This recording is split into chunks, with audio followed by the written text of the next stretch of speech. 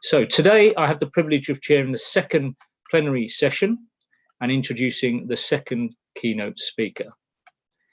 Paul Schreier, today's keynote speaker, joined the OECD in 1988 and has held various positions within the OECD and is now the Director and Chief Statistician of the OECD Statistics and Data Directorate, which is a very prestigious and very key position. His personal research areas include national accounts, measurement of capital, productivity, welfare, non-market activities, prices, etc.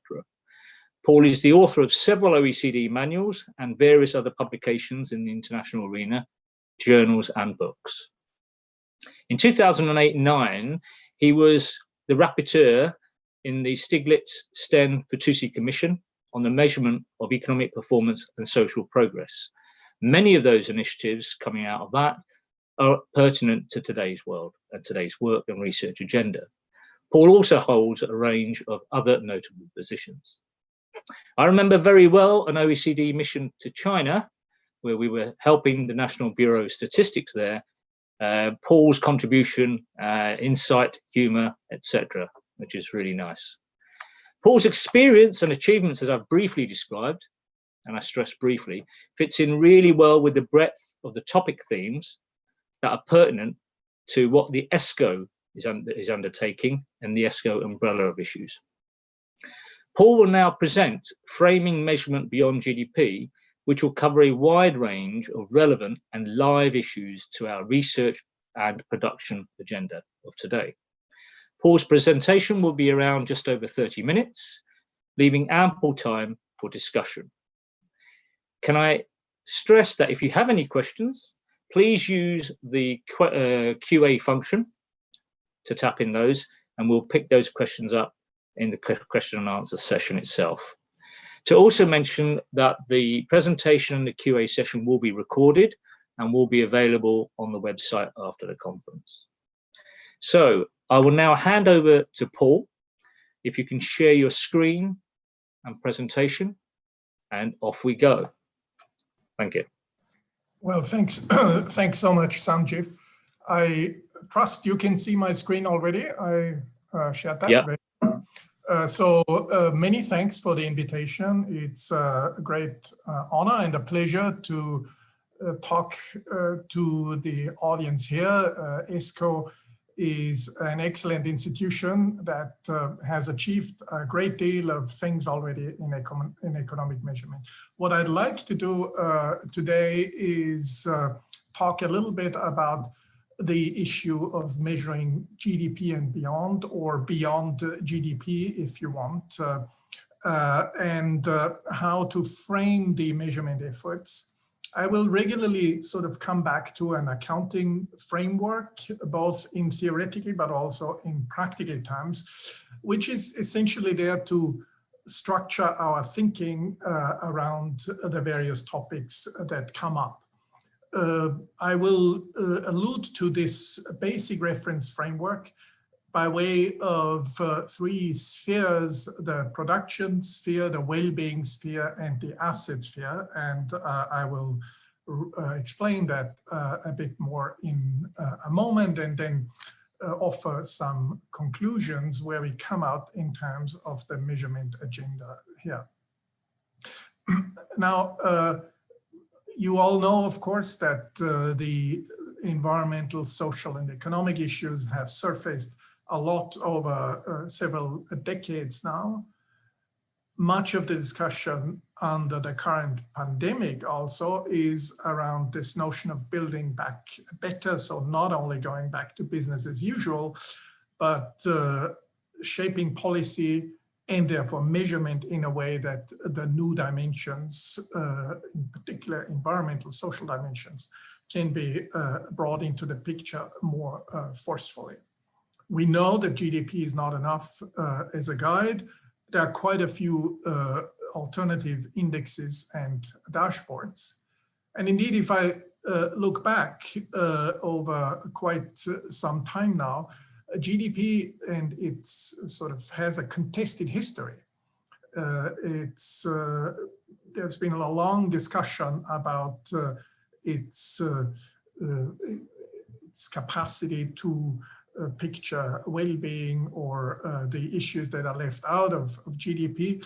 And I'm not going to go into any details here, just pointing out that some of you will remember that in the early 70s already the discussions started about the limits of growth.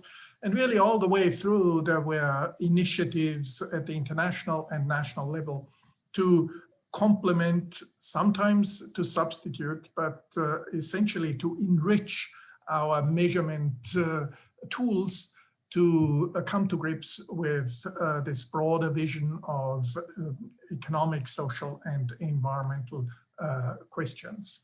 Probably a word on the very last effort here, because this is something we may come back to in our discussion here. The international community is right now engaging in the update of the 2008 system of national accounts. And indeed, several important aspects of well-being and sustainability will make their entrance into, or have made their entrance into the discussion here. So will be taken up in future system of national accounts standards. So what is this measurement with the three spheres that I'm proposing as a way of structuring our thoughts? I labeled it as basic features being in line with green accounting. And indeed, as we go through looking at each of these spheres, I will invoke even a little bit formally with a few equations, the kind of things that some of you may recognize in a different context, or in a context of the green accounting literature. So what are those three spheres? Well, it's pretty straightforward in a sense. One is really about production. So this is where factors of production, and I will say a bit more about those in a second, are used to be transformed into output flows, which then go into consumption, investment, and export, as you want. So this is the production sphere, which is important to be observed and measured and continues to be so, of course. But it can't be there on its own. Because there are direct links to what we call the current well-being sphere, which is really about material conditions of individuals and households, but also quality of life of people, with dimensions going from health status all the way to security or subjective well-being. And the third sphere is the asset sphere, which is really best conceived as constituting the resources for future well-being, as opposed to a current well-being, which is the well-being sphere. And here, of course, we're looking at the various types of assets, starting with the produced capital, with human social capital, but also with environmental assets. And I will, in my presentation, I will go through those three areas successively, but also stress the fact that very often what we're looking for in our measurement efforts is actually links between these three spheres, so that they are not seen in silos, but rather together, and that we are able to capture some of the things that are happening between those spheres, because those are areas that are very interesting from an analytical and policy perspective. So let's start out with the production sphere, which in a way is the most elaborated sphere in terms of economic statistics. And it's really, as I said, to be pictured as something where inputs are being transformed into outputs.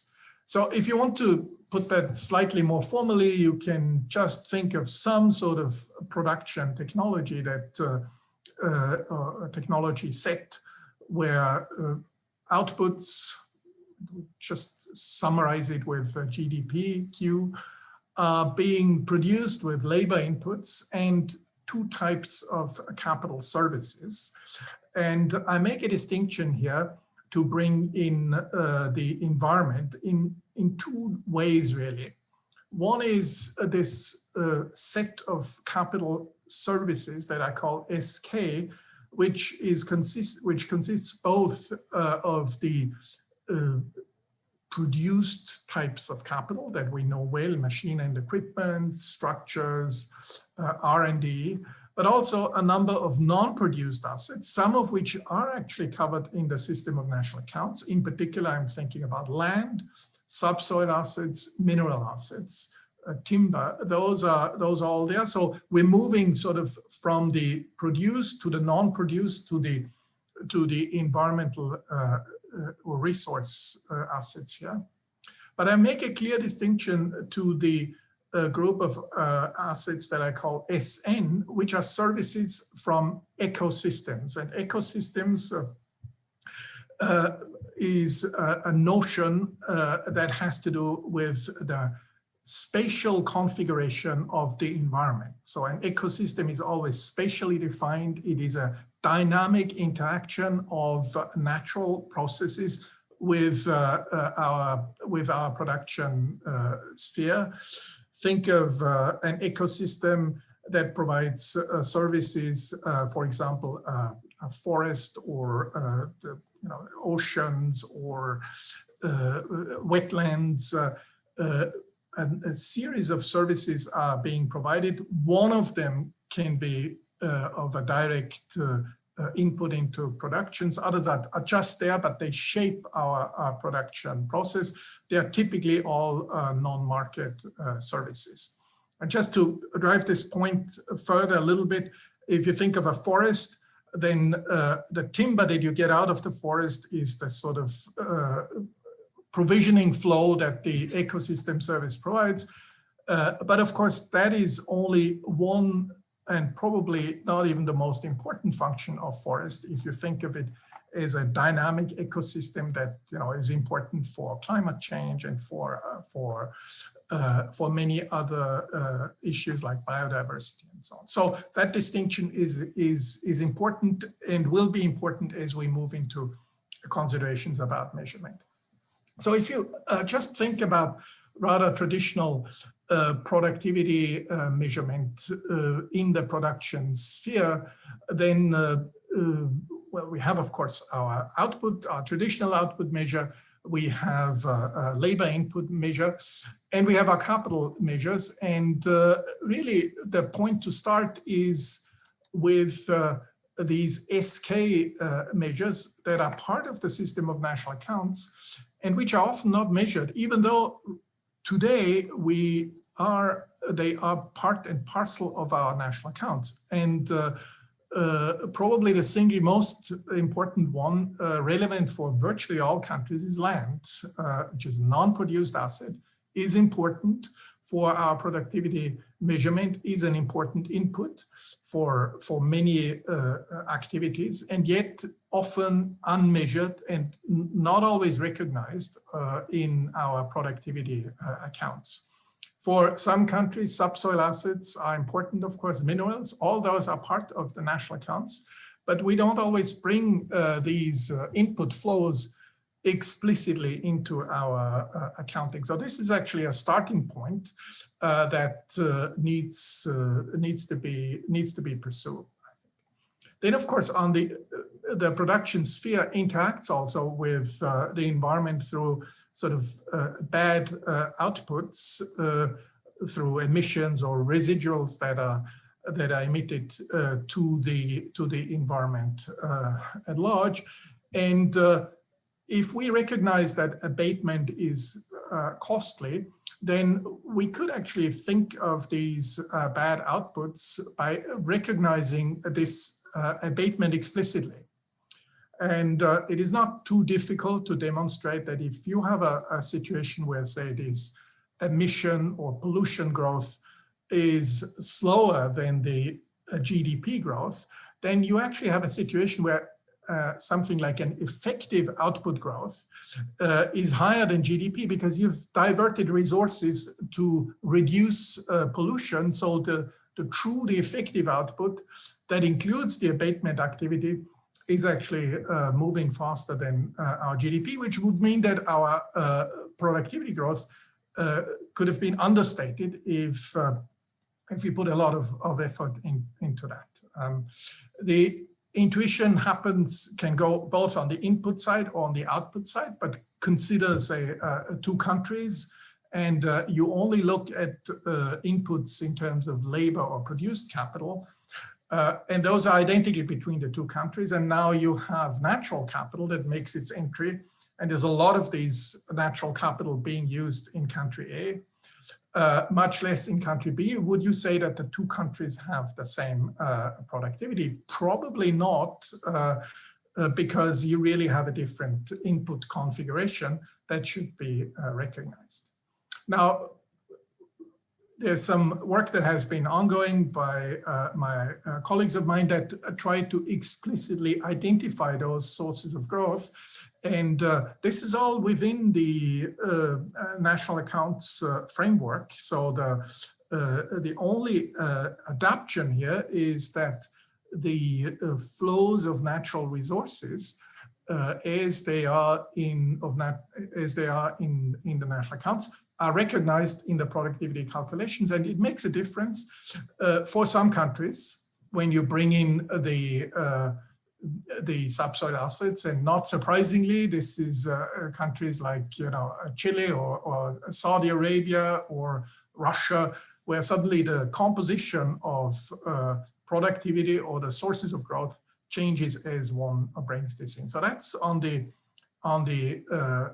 input side, and it's only a question of recognizing in volume terms these flows that are just not always measured. We could add in land, which we don't have here, but with the same understanding.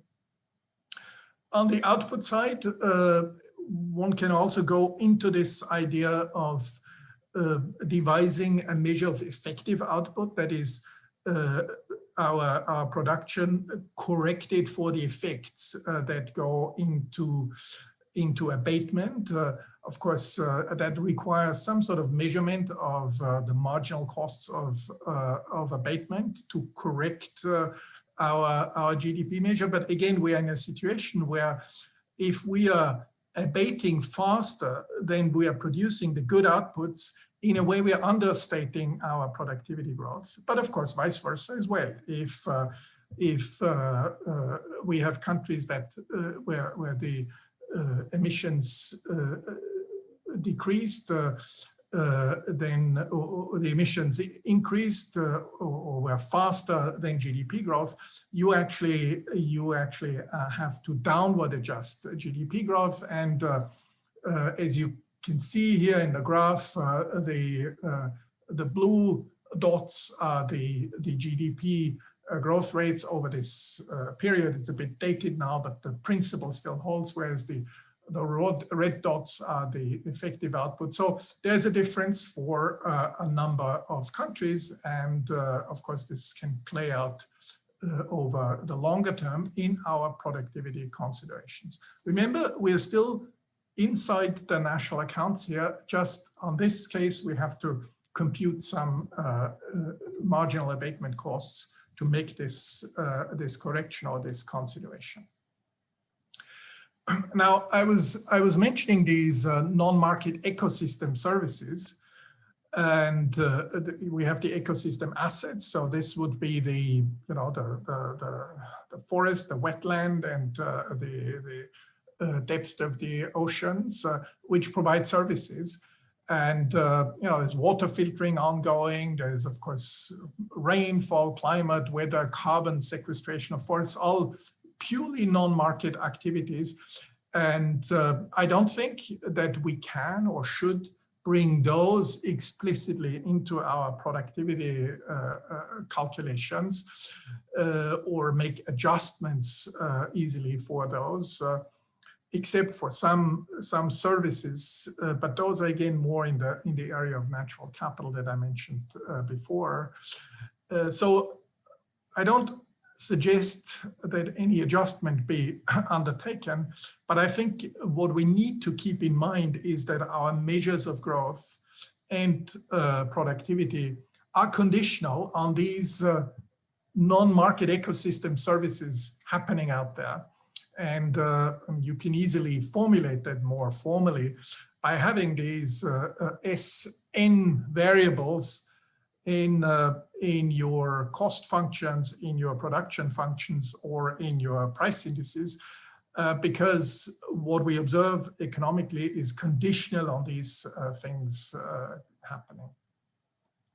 Now, of course, we know, and I don't have to go into long explanations here, that aggregate measures, in particular GDP, are poor guides to well-being, to people's well-being, even to material well-being. Here's a little graph that comes out of the top, these are the top 12 countries in terms of GDP per capita, as they were recently identified in the international comparison project. And it is interesting to observe that out of the 12 countries, quite a few are either what could be called investment hubs, so countries with large foreign direct investment compared to GDP. I mean, look at Bermuda, Cayman Islands, but also Luxembourg or Ireland for that matter.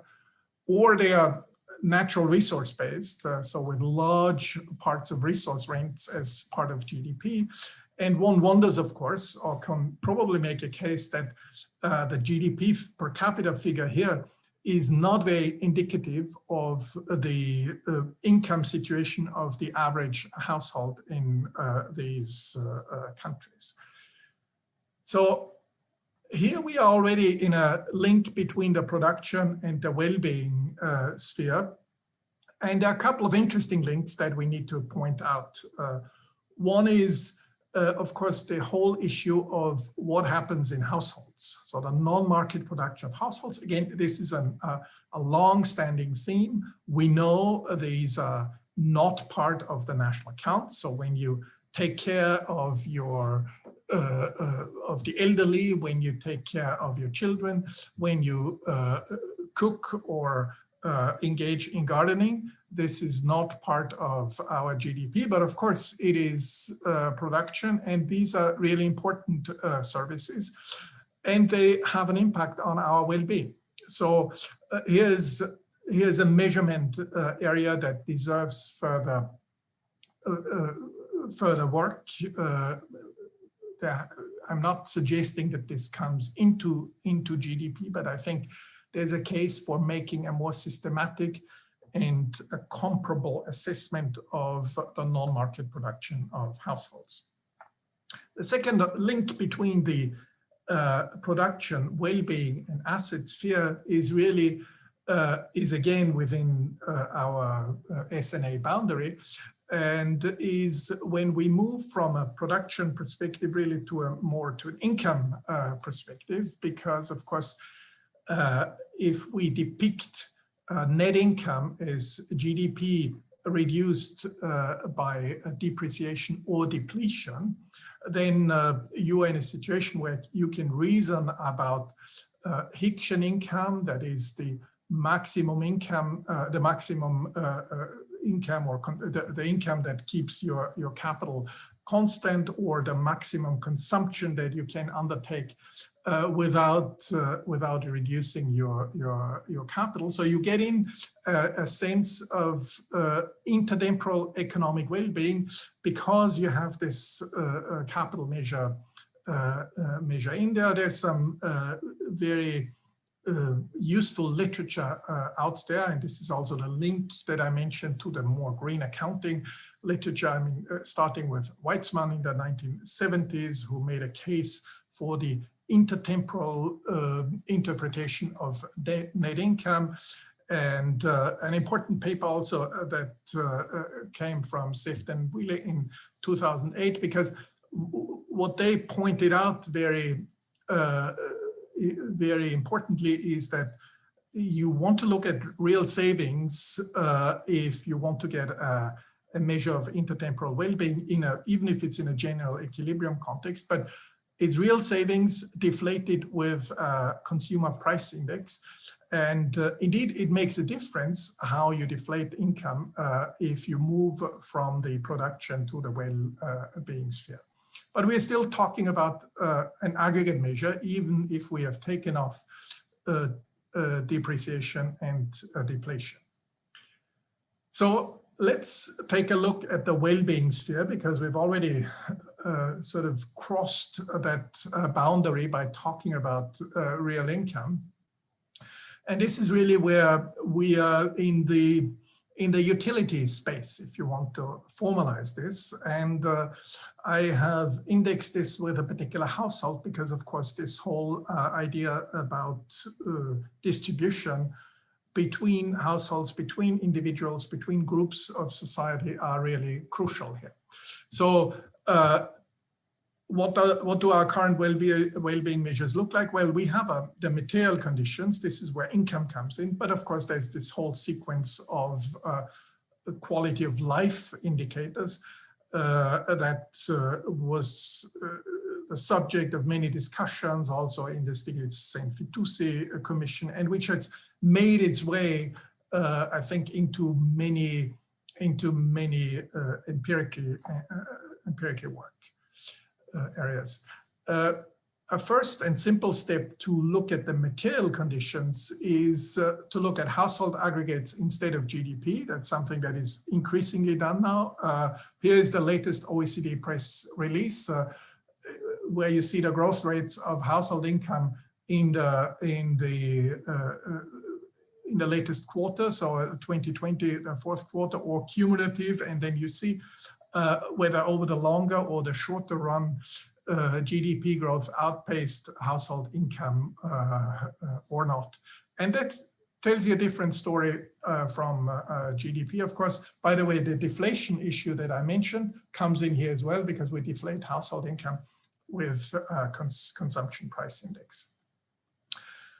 Distribution, I mentioned this, again, starting with the distribution of household income. We do have distribution measures that come from surveys. More useful in an accounting context is, of course, national accounts compatible distribution of household income. There are several international initiatives ongoing on this, including at the OECD, and I think they're yielding quite interesting results. I should add that distribution is not only a matter of income. When we talk about distribution, we also try to bring this idea of inequalities or distribution into other dimensions of well-being, like health or education or work-life balance. Which immediately raises the question, can we aggregate across different dimensions of current well-being? If we go beyond income, there is, of course, a long tradition of composite indicators, and I don't have time to discuss those. Some would say that, well, just look at subjective well-being. That really summarizes how well people are off. We have more chosen an approach where we are trying to set up a model with a specific effort to derive shadow prices for some of the quality of life dimensions. Here's again a measure that we call this multidimensional living standards. It's really nothing but household income corrected for the effects of unemployment, the welfare effects of unemployment, and the welfare effects of longevity relative to the best performing countries. And there is an inequality adjustment in line with a welfare function in there. Again, I don't have time to explain this. It is possible to do aggregations across various non-income dimensions, but the number of dimensions that can be covered there is limited by data and even conceptually. So one can go some way, but probably not all the way. It's important there to have a robust theory. The ad hoc compositions are not always recommended. It is also important to be very transparent on the normative choices that are in there. So for example, if you set a welfare function, you define a certain aversion to inequality, that should be spelled out very, very clearly. We do observe that many countries have actually dashboards where there is no effort to aggregate, which is a very reasonable way of going about it. And we've just listed here the initiatives that you see in OECD countries with the number of indicators to give you a flavor of what is ongoing. I should add that those things are really increasingly used in analysis and policy debate. Now, let's move to the third area, the asset sphere, which is really where the intertemporal considerations come in strongly. I already mentioned some of this in the conjunction with net income, but of course, it gets much more interesting when we look at the theory out there. I've just spelled out those equations. I'm not going to explain them at any great level of detail. Just say that the theory is quite clear about how to deal with this intertemporal aspect. It basically tells us, well, you take your current well-being and extend it over a longer horizon so that you get a discounted flow of future social welfare, which is the V0 here. And if you make certain projections, which are subsumed under what Arrow and the Skupta call a resource allocation mechanism. So, you can actually recursively bring things back to your current consumption and current capital stocks.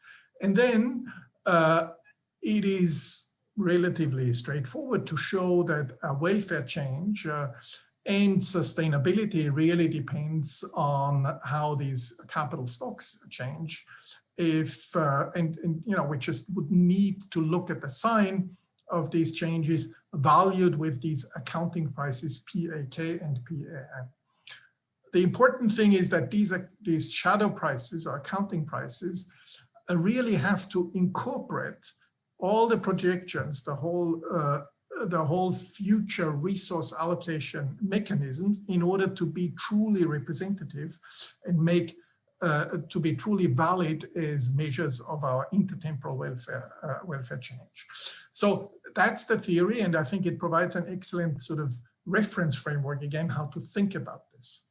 Now, in practice, of course, these accounting prices are really, really hard to get by, if only because they require sort of scenario building, modeling, horizon scanning, projection. They also need some assumption actually about future paths of productivity and GDP, lest we cannot pin them down.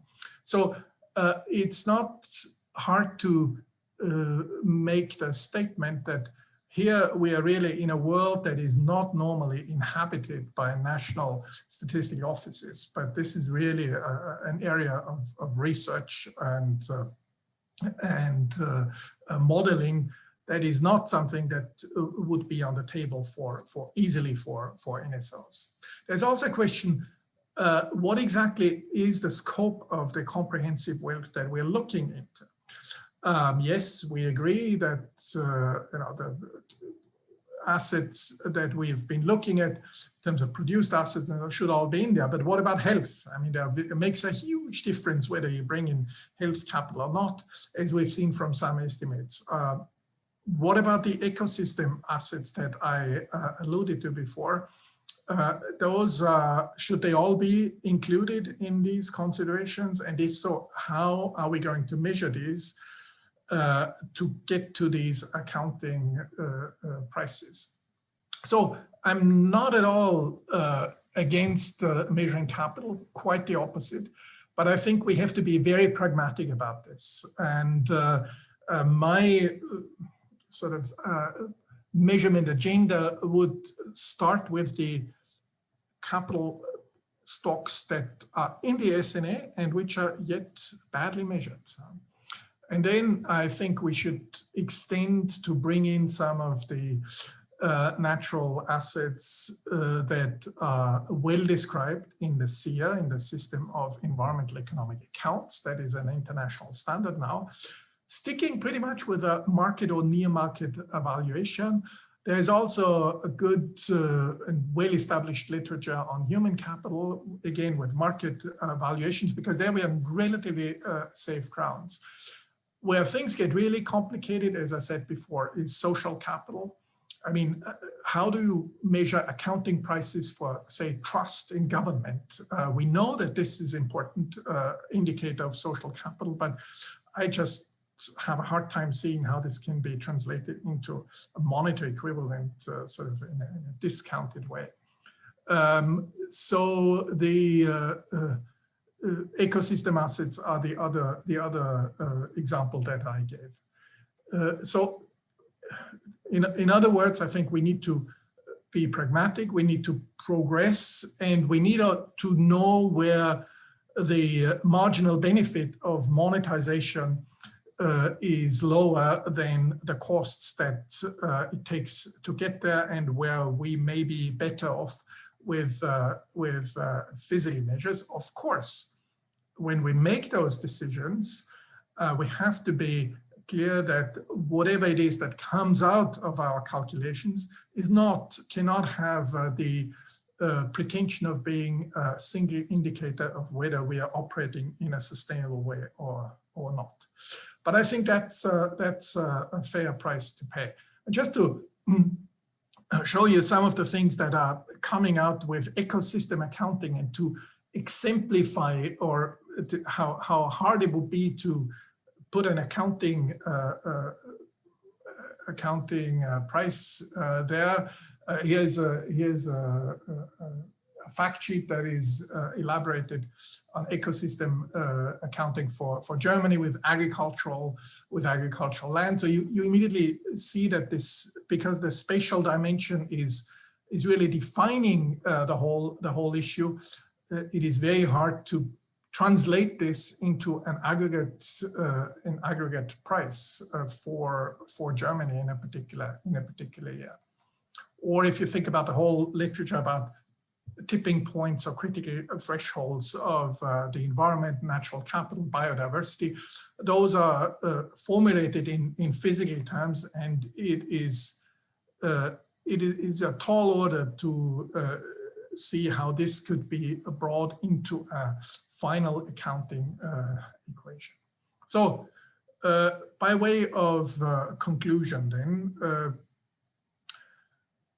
I think what I've tried to outline with those three spheres is a reference point, a reference framework, a way of having a conversation about those things in form of a theoretical and complete accounting system. And I think the literature has been really useful here in providing this for us. But I think we should also be aware that not everything can be implemented, but what we implement should conceptually fit this reference framework. So we should ask the right questions. How do we value things? Do we value them with a social valuation, with a market valuation? Where do they fit in? What sort of classifications do we use so that things can be compared and followed up on? The three spheres that I mentioned are complementary, as I hope I was able to convey.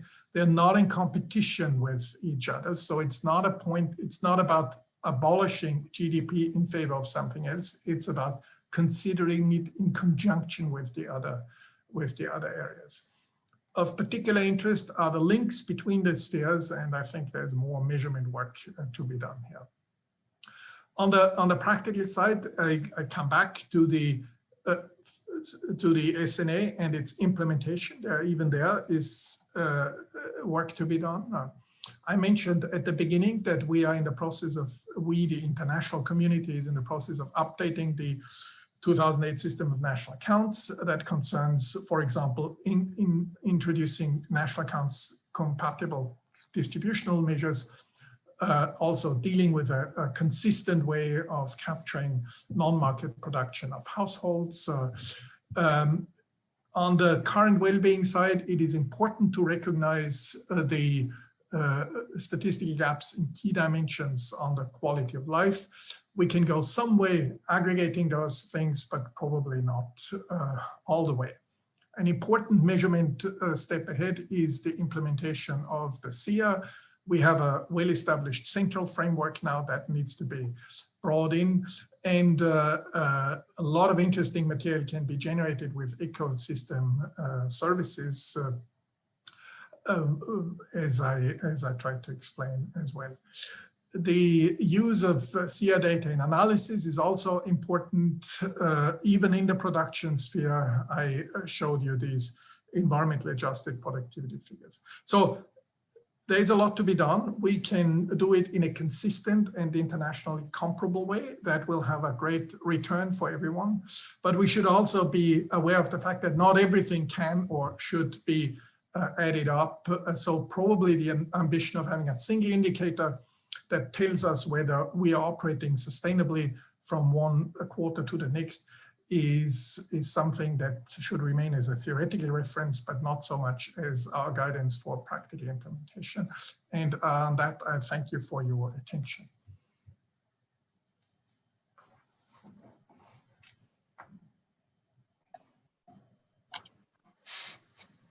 Thank you very much, Paul.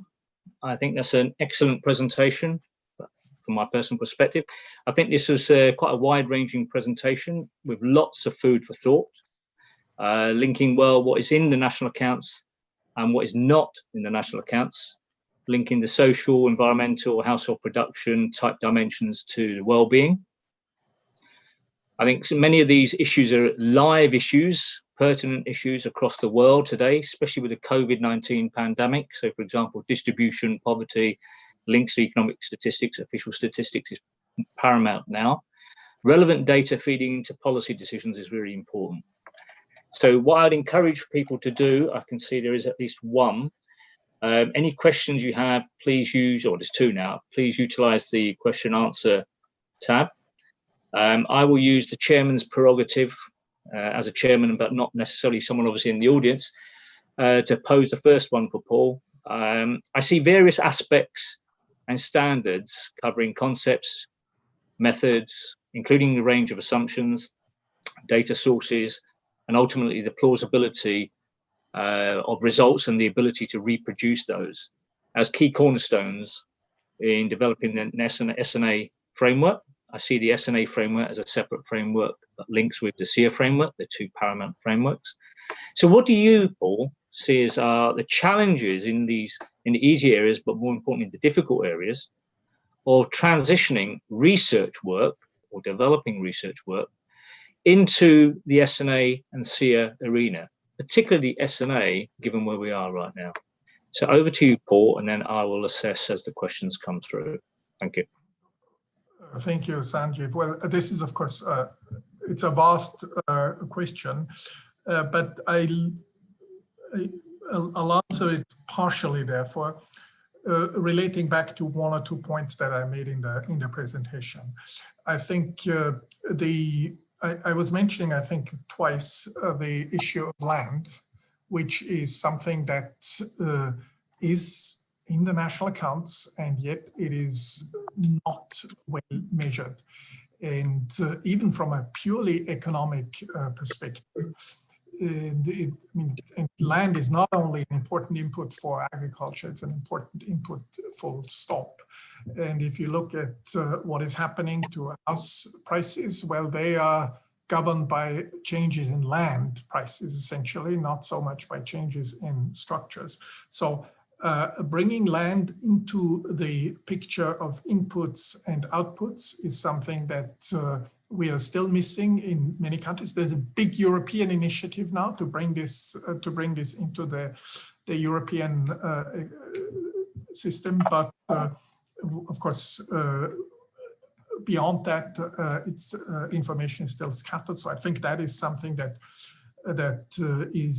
it's well established, but it's hard to do as well. There are many statistical reasons for that.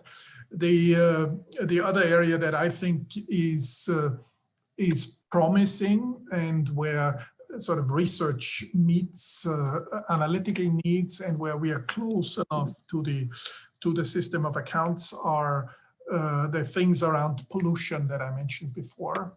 There's all this debate that we have on climate change, and there's several aspects where we can come into the discussion here. One is on the input-output side that I mentioned, with these adjustments or recognizing the abatement effects that we have. The other angle is, of course, when we talk about net income, depletion, and usage of natural resources. I think there as well we can go further in recognizing things that are happening and contributing usefully and consistently to the debate. Okay, thank you very much for that, Paul. I think it might be also just worth mentioning there's been a handbook on intellectual property products, etc., in particular land, which obviously deals with the theory and the measurement, but obviously leaves the challenge of the practicality of doing that in the official statistical producers. So that's quite a key step. So I'm going to move firstly to Keshab for your question. We will give you the floor in any moment. Over to you, Keshab. Thank you, Paul. Thank you, Sanjeev. This was an excellent presentation. Quite a lot of things to take on.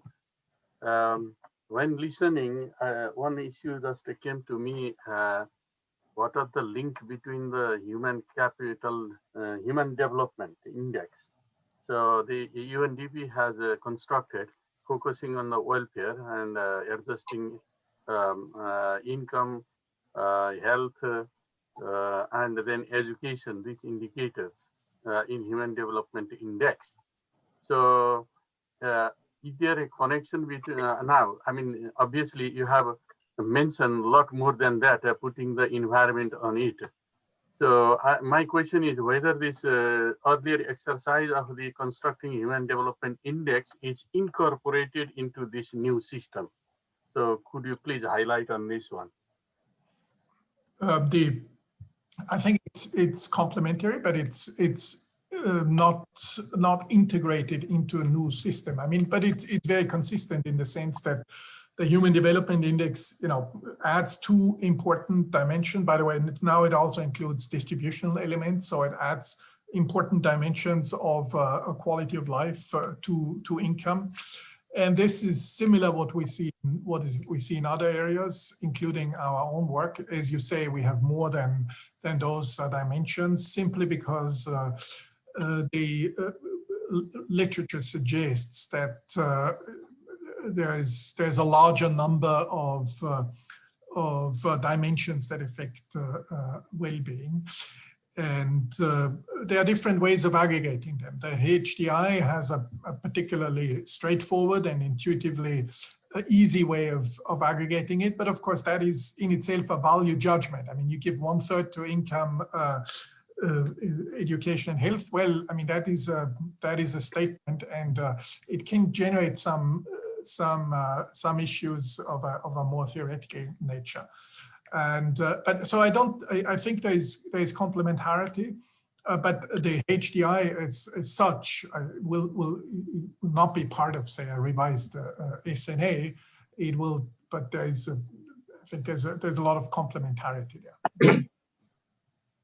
Thanks, Paul, and thanks, Keshab, for that question. I'm going to move on to Andrew Baldwin, who raises a really good question on prices and their validity in terms of theoretical. So I'm going to open the floor up to you, Andrew, but if you can be, in the spirit of time, quick with the question, because there's a lot in the text, because I think Paul can read the text, but summarize your question. Thank you. Hello, Paul. Nice to see you again. Do you agree that one thing the pandemic has shown us about productivity measurement is that the European system of accounts decision to use a chainless spare measure for real GDP is wrong? It is ridiculous to measure the real GDP annual growth rate for pandemic year 2020 using 2019 base prices, and a measure that would bring in both 2019 and 2020 prices would be more appropriate. My own preference is for the Edgeworth-Marshall formula, but any formula that would pass the time reversal test is better than L'Espère. What do you think?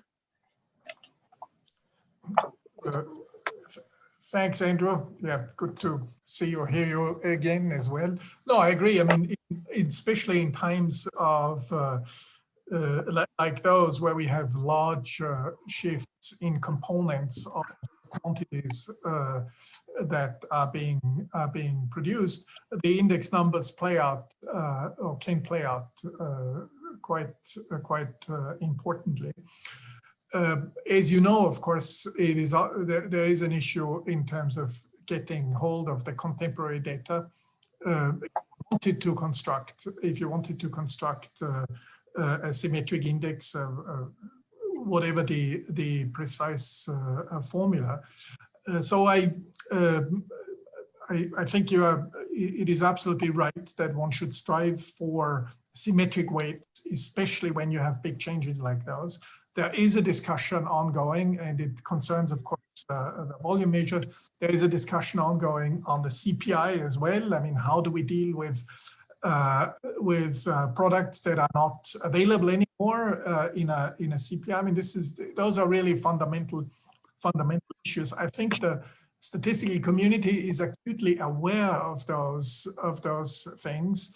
But there's no easy quick fix, of course, and it would be also very disturbing if, you know, from one day to the next there was a whole shift in methodology, say, you know, within quarters of 2020. But I do think that the current discussion has sort of brought into sharp focus some of the issues that in a way have been around for a long time, but were less visible because we didn't have these radical changes. So I think it is good for the discussion that this is happening now. And of course, in terms of the concept, I agree with you that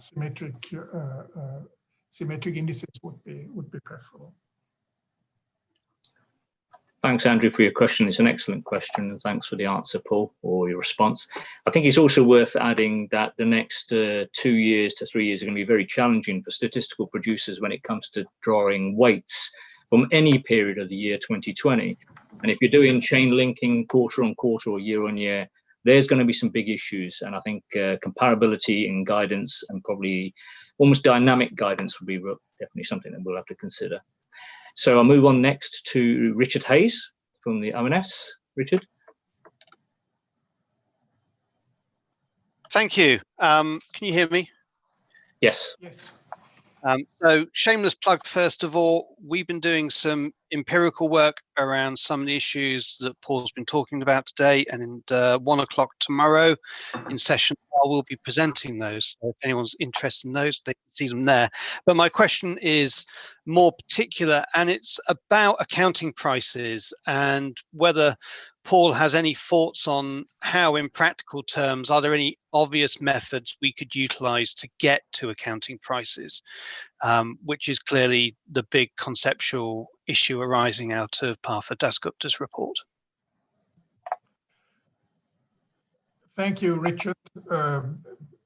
I saw the work already that you are presenting, and I commend it. There's some very interesting concepts that are going or expanding the scope around GDP. On your question, well, I don't think unless we are staying in an area where assets are relatively close to market, so that we can rely on observed market prices, or make reasonable assumptions about how things can go forward. Unless that is the case, I think one cannot escape the necessity to set up to do modeling and set up some important scenario building to get at these accounting prices. I really can't see another way of doing it, which of course in itself is not a matter of course, given that, you know, what are the scenarios, what is the benchmark, what is the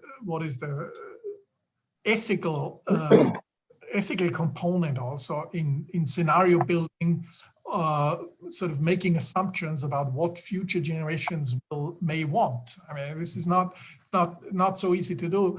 It's definitely worth the effort in some areas, and again, I think in terms of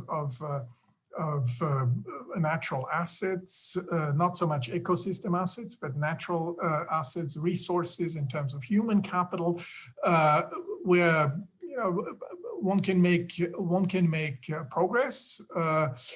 It has to remain sort of, one has to be modest about what is achievable, but I think there are steps that can be taken along those lines.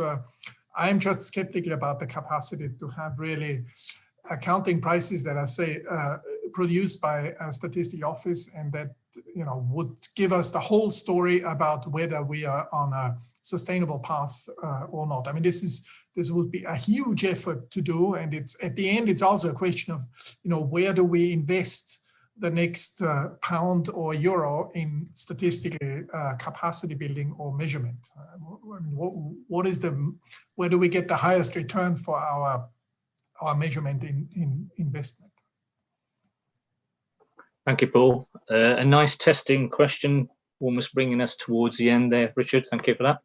I think I would agree with you, Paul. It's very difficult, and also if the accounting world makes a step, that's a step helpful for us versus the statistical office. I just wanted to check, there's no more questions at the moment, but if anybody has any last moment desires to ask something, the chat is still open. I thought I'd just leave some hooks also for the audience. I think we've got lots of challenges to the accounting frame that's been here for 50 plus years. For example, we're growing fish in fish farms, but fish have been around in the sea for a long time. From produced asset to non-produced asset is the challenge. The atmosphere, these ecosystems, who owns them, the sharing of assets. These are all potentially bigger challenges to the accounting frame, and gives us that intellectual opportunity through the ESCoE type arena and other research arena in the world to develop the research and then move into something more regularized production into the accounting frame. But I think it's really good that the SEER and the SMA stand as two big pillars. One can't be encompassed by the other and vice versa, and I think that's very important. But that's where we then can invest in the join. And I think the join has got a lot more mileage. So I'd like to say I haven't seen any more questions come up, and we're almost bang on time. Thank you very much to the people who've attended today. Thank you very much for your questions, and the people behind the scenes making sure these presentations are all working in the logistics. And finally, thank you very much to Paul for his time, effort, and the breadth and depth that's been communicated this morning. I think that's been an excellent session. So at bang on midday UK time, 1 o'clock Central European time, and I won't go through the other times in the world, but I recognize there's lots of different times. I would say I'll bring this session now to a close, and please enjoy the rest of the conference. Okay, thank you very much. Thank you, Sanjeev.